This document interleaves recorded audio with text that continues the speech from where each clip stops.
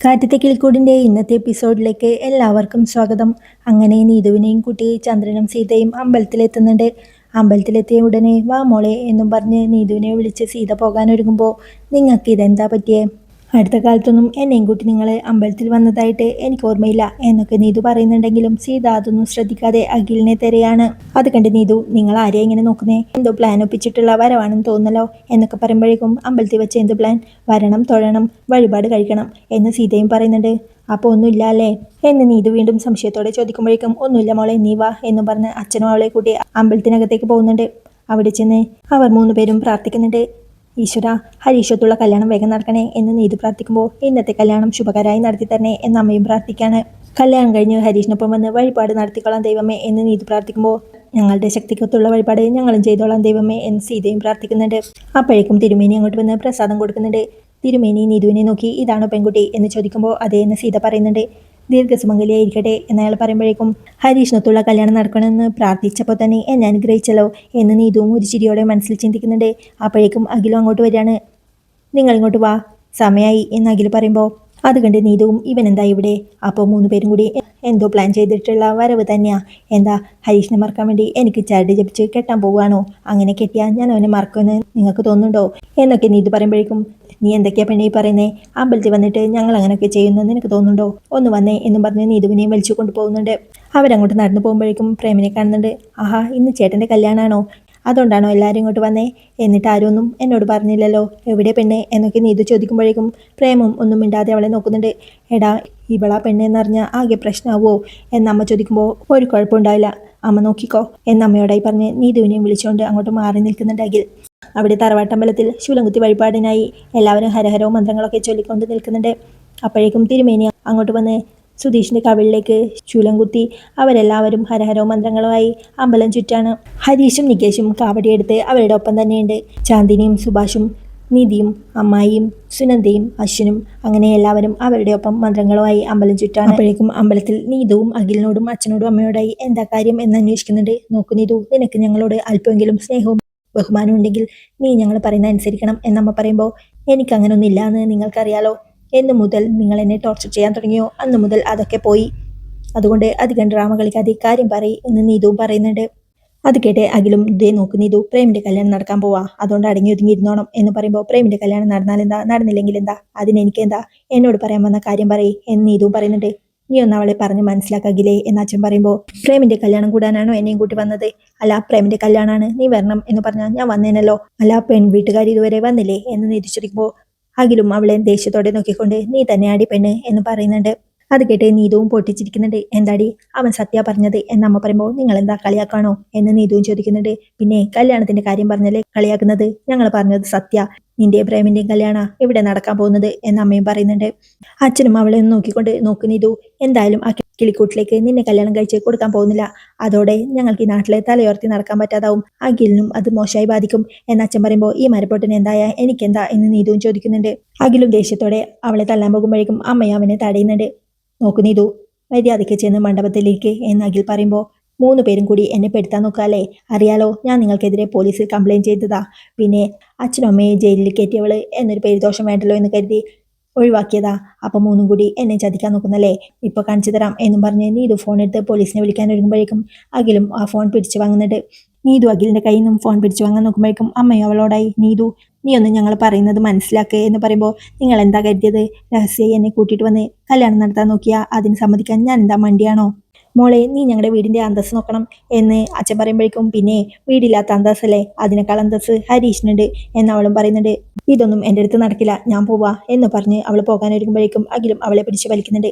നീ ഇറങ്ങിപ്പോയാൽ ഞങ്ങൾ വിഷം കഴിച്ച് മരിക്കും എന്ന് അമ്മ പറയുമ്പോൾ നല്ല ഇനം വിഷം വേണമെങ്കിൽ ഞാൻ വാങ്ങിച്ചു തരാം എന്ന് നീതുവും പറയാണ്. അമ്പലത്തിൽ വെച്ചാണോ ഇങ്ങനെയൊക്കെ സംസാരിക്കുന്നത് എന്ന് അമ്മ ചോദിക്കുമ്പോൾ നിങ്ങൾക്ക് എന്നോട് എന്ത് വേണമെങ്കിലും ചെയ്യാലേ, പറയുന്നതാ കുറ്റം എന്നവളും പറയുന്നുണ്ട്.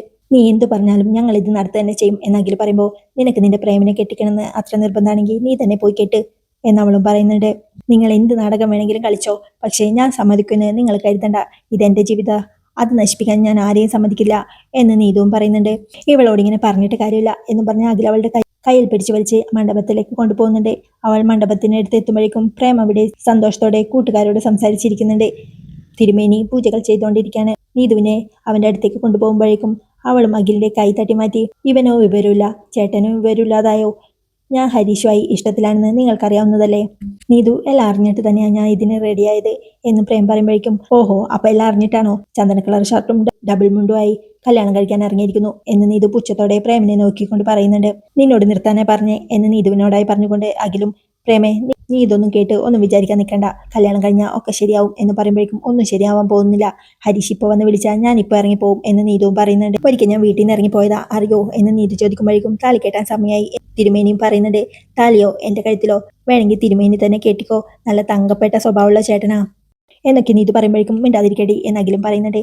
എന്ത് വന്നാലും ഞാൻ ഈ കല്യാണത്തിന് സമ്മതിക്കാൻ പോകുന്നില്ല എന്നും പറഞ്ഞ് നീതു പോകാൻ ഒരുങ്ങുമ്പോഴേക്കും അഖിലും സീതയും കൂടി അവളെ പിടിച്ച് പ്രേമിന്റെ അരികിലേക്ക് ഇരുത്തുന്നുണ്ട്. പ്രേമേ, സോറിഡാ എന്ന് അഖിൽ പറയുമ്പോഴേക്കും തിരുമേനി വീണ്ടും പൂജ ചൊല്ലാൻ ഒരുങ്ങുമ്പോഴേക്കും, ഒന്ന് നിർത്ത് തിരുമേനി എന്ന് നീതുവും പറയുന്നുണ്ട്. അഖിൽ പ്രേമിനോടായി താലി കെട്ടടാ എന്ന് പറയുമ്പോഴേക്കും പ്രേമും താലിയെടുത്ത് അവളുടെ കഴുത്തിൽ കെട്ടാൻ ഒരുങ്ങുന്നുണ്ട്. അപ്പോഴേക്കും നീതു, ഐ ആം പ്രഗ്നന്റ് എന്ന് വിളിച്ചു പറയാണ്. പ്രേമും ഒരു ഞെട്ടലോടെ അവളെ നോക്കുന്നുണ്ട്. ഞാൻ പ്രഗ്നന്റാ, 2 മാസം ഗർഭിണിയാ എന്നവൾ പറയുമ്പോൾ, അമ്മയും ഇവള് പച്ചക്കള്ളം പറയുന്നതാ മോനെ എന്ന് പറയുന്നുണ്ട്. അത് അമ്മയ്ക്ക് എങ്ങനെ അറിയാം? എന്റെ വയറ്റിൽ ഹരീഷിന്റെ കുഞ്ഞാ എന്നവൾ പറയുമ്പോൾ, പ്രേമെ, ഇവള് വെറുതെ പറയുന്നതാടാ എന്നെങ്കിലും പറയാണ്.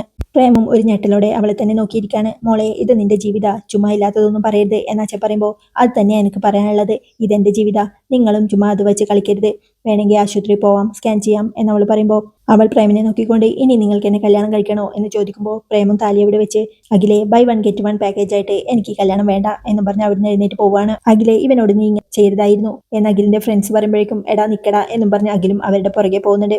സീതയും അവളെ നോക്കിക്കൊണ്ട്, മോളെ, നീ തന്നെ നിന്റെ ജീവിതം നശിപ്പിച്ചല്ലോ എന്ന് പറഞ്ഞ് കരയാനൊരുങ്ങാണ്. അവിടെ തറവാട്ടമ്പലത്തിൽ ശൂലം കുത്തിയ വേദന സഹിക്കാൻ കഴിയാതെ കവിളും തടവിക്കൊണ്ടിരിക്കുകയാണ് സുധീഷ്. സുഭാഷ് ഏട്ടൻ അങ്ങോട്ട് വന്ന്, വേദനിക്കുന്നുണ്ടോടാ എന്ന് ചോദിക്കുമ്പോഴേക്കും നിധിയും അങ്ങോട്ട് ചെന്ന്, വേദനിക്കുന്നുണ്ടോ സുധീഷേ എന്ന് ചോദിക്കുന്നുണ്ട്. അത് കുഴപ്പമില്ല എന്നവൻ പറയാൻ ഒരുങ്ങുമ്പോഴേക്കും വായ വേദനിച്ച് അവനൊന്നും മിണ്ടാതിരിക്കുന്നുണ്ട്. വാ, എന്തെങ്കിലും കുടിച്ചിട്ട് വരാം എന്നും പറഞ്ഞ് ഹരീഷ് അവനെ കൂട്ടിക്കൊണ്ട് പോകാൻ ഒരുങ്ങുമ്പോഴേക്കും നികേഷും അങ്ങോട്ട് വന്ന്, ചേട്ടാ, എല്ലാവരോടും അമ്പലത്തിന് മുറ്റത്തേക്ക് പോകാൻ പറഞ്ഞിട്ടുണ്ട് എന്ന് പറയുന്നുണ്ട്. എന്തിനാ, ഇനിയും കുത്താനുണ്ടോ എന്ന് സുധീഷൻ ചോദിക്കാണ്. അവിടെ അമ്പലമുറ്റത്ത് ഉറഞ്ഞു തുള്ളാണ് വെളിച്ചപ്പാട് സുഭാഷിനെ നോക്കിക്കൊണ്ട്, ഒടുവിൽ അമ്മയുടെ മുമ്പിൽ എത്തിയല്ലേ, ഇനി എല്ലാ കാര്യങ്ങളും നടക്കും, എല്ലാ അനുഗ്രഹങ്ങളും ഉണ്ടാവും, മാസത്തിലൊരിക്കൽ അമ്മയെ കാണാൻ വന്നോളൂ, ഇനി എന്തെങ്കിലും ചോദിക്കാനുണ്ടോ എന്ന് ചോദിക്കുമ്പോൾ, സുഭാഷേട്ടന്റെ കല്യാണം എപ്പോൾ നടക്കും എന്ന് നിധി ചോദിക്കുമ്പോഴേക്കും വെളിച്ചപ്പാടും ഒന്ന് നോക്കിക്കൊണ്ട്, നടക്കാത്ത കല്യാണം നടക്കും, നടന്നിട്ടും ഉറക്കാത്ത കല്യാണം ഉറക്കും എന്ന് വെളിച്ചപ്പാട് പറയുമ്പോഴേക്കും സുധീഷും ഒരു സന്തോഷത്തോടെ നിധിയെ നോക്കുന്നുണ്ട്. കുടുംബത്തിൽ ഐശ്വര്യം വിളയാടും, എല്ലാ പ്രശ്നങ്ങളും മാറും, എന്നും അമ്മ കൂടെ ഉണ്ടാവും എന്നും പറഞ്ഞ് വെളിച്ചപ്പാട് പൂക്കളെറിയുമ്പോഴേക്കും അത് ചെന്ന് വീഴുന്നത് സുഭാഷിന്റെയും ചാന്ദിനിയുടെയും തലയിലാണ്. എല്ലാവരും അത് നോക്കി ഒന്ന് പുഞ്ചിരിക്കാണ്. പിന്നീട് സുഭാഷിന്റെ തലയിലെ പൂവെല്ലാം ചാന്ദിനി തട്ടിക്കൊടുക്കുന്നുണ്ട്.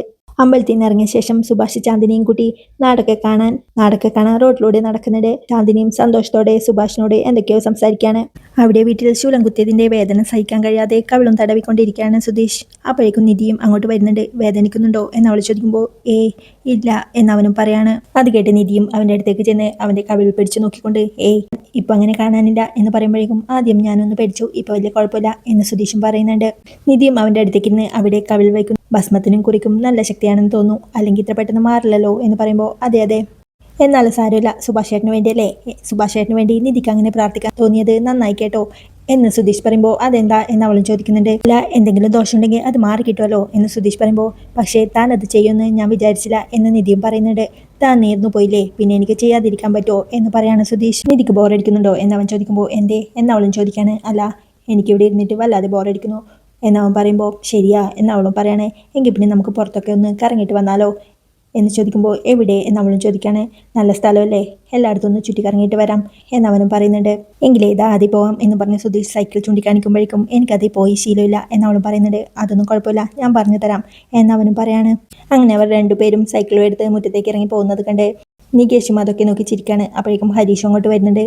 ഹരീഷേട്ടാ, ഇത് നോക്കിയേ എന്ന് നികേഷ് പറയുമ്പോൾ അവൻ അങ്ങോട്ട് നോക്കിക്കൊണ്ട്, അമ്പൊടി എങ്ങോട്ടായി പോകുന്നേ എന്ന് ചോദിച്ച് ചിരിക്കുന്നുണ്ട്. നിധിയും കൊണ്ട് നാട്ടിലെ കാഴ്ചകളും കണ്ട് സന്തോഷത്തോടെ സൈക്കിൾ ഓടിച്ചു പോകുമായിരുന്ന സുധീഷും, ദൈവമേ, എന്നും എനിക്കിങ്ങനെ സന്തോഷത്തോടെ ജീവിക്കാൻ അനുഗ്രഹിച്ചൂടെ നിനക്ക് എന്ന് മനസ്സിൽ പറഞ്ഞുകൊണ്ട്, നിധി, നല്ല തണുത്ത കാറ്റുണ്ടല്ലേ എന്ന് ചോദിക്കുമ്പോൾ, താൻ ആരാ, നീയും പോളിയോ എന്ന് നിധിയും ചോദിക്കാണ്. അല്ല, ഈ നാട്ടിൻപുറത്തിന് ഒരു പ്രത്യേക ഭംഗിയാ, അത് പറഞ്ഞതാ എന്ന് സുധീഷ് പറയുമ്പോൾ, ഞാനും നാട്ടിൻപുറത്തുനിന്ന് തന്നെയാ വന്നത് എന്ന് നിധിയും പറയുന്നുണ്ട്. ഓ, അത് ശരിയാ, തക്കല എന്ന കുഗ്രാമത്തിൽ നിന്നാ ഭവതി വന്നതെന്ന് ഞാനും ഓർത്തില്ല എന്ന് സുധീഷ് പറയുമ്പോൾ, അത് ശരിയാ, ഞാൻ ഓണം കയറാൻ മൂലയില്ല. പക്ഷേ സ്വഭാവത്തിന് നിങ്ങളെക്കാളൊക്കെ പരിഷ്കാരമുണ്ട് എന്ന് നിധി പറയുമ്പോഴേക്കും ചമ്മലോടെ എങ്ങോട്ട് നോക്കിയിരിക്കുന്ന സുധീഷിനെ കാണിച്ചുകൊണ്ടാണ് ഇന്നത്തെ എപ്പിസോഡ് അവസാനിക്കുന്നത്. ഈ കിളിക്കൂടിൻ്റെ ബാക്കി വിശേഷങ്ങളുമായി വീണ്ടും കാണാം.